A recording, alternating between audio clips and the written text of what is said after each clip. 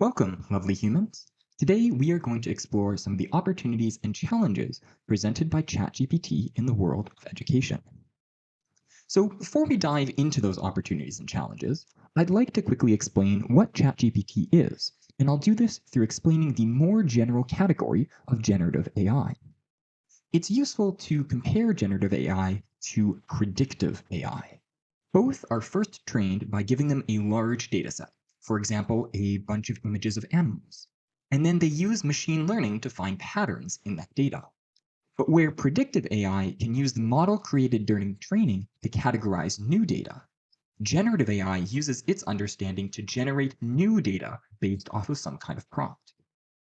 This technology can be applied to various fields, from generating images to synthesizing music or voices to designing products and engaging in scientific discovery.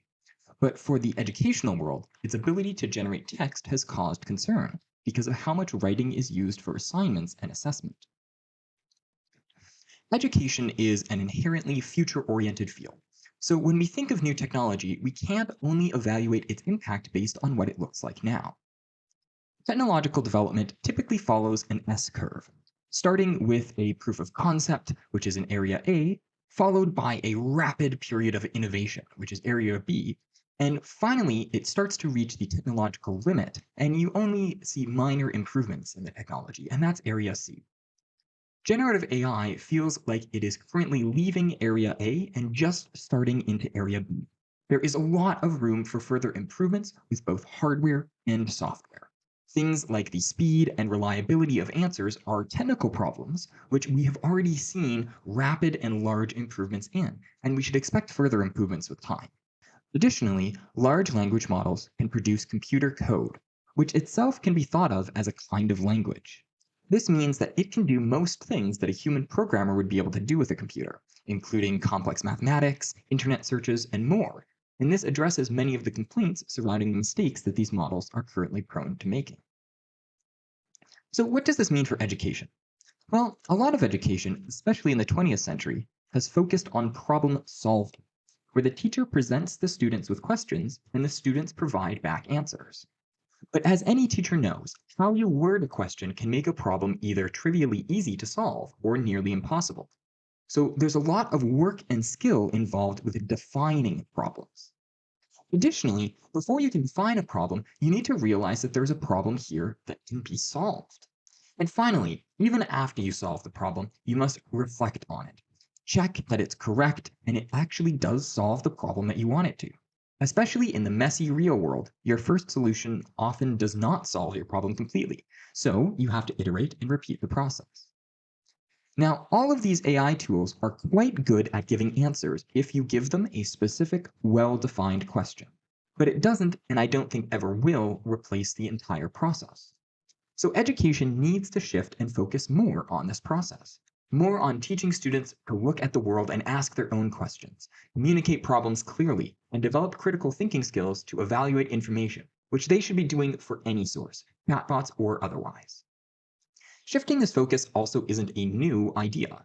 There have been voices arguing for similar things for a long time, and education has already been in the process of making this shift for a while. I think project-based learning in particular shows a lot of promise here. So how should we view this new technology? Well, just as command line interfaces gave way to graphical user interfaces in the 1970s and 80s and made computers much more accessible, AI interfaces are doing similar things today by allowing people to interact with computers using natural language. This is exciting because it means that we can communicate with computers in much the same way that we communicate with other humans. So instead of this technology making written language skills useless, it does the exact opposite. Now you get double the bang for your buck. It's clear that there is a lot of opportunity in this technology for revolutionizing and improving education. But nothing will revolutionize education if we don't respond to it. And that is now our challenge as educators, to respond and adapt. We did it with calculators, we did it with the internet, and we can do it with AI too. Want to learn more? Here are some additional resources that Gearing Up offers. We have a resource hub where we've posted online lesson plans, courses, information about our professional development events, as well as tutorials on online teaching tools. And you can find that pro-d.gearingup.ca. We also offer one-on-one support. If you're trying to make a lesson plan in your classroom or run a unit on some of these things and you're not quite sure how, give us a call, give us an email. We'd be happy to hop on a Zoom call or anything like that to help you through. And finally, you can request a professional development workshop at your school. If you can get 10 teachers, we will come out to your school for free and run a workshop. And it can be on something like ChatGPT or any of our other topics. Hopefully, this was helpful for you all, and I hope everybody has a wonderful day.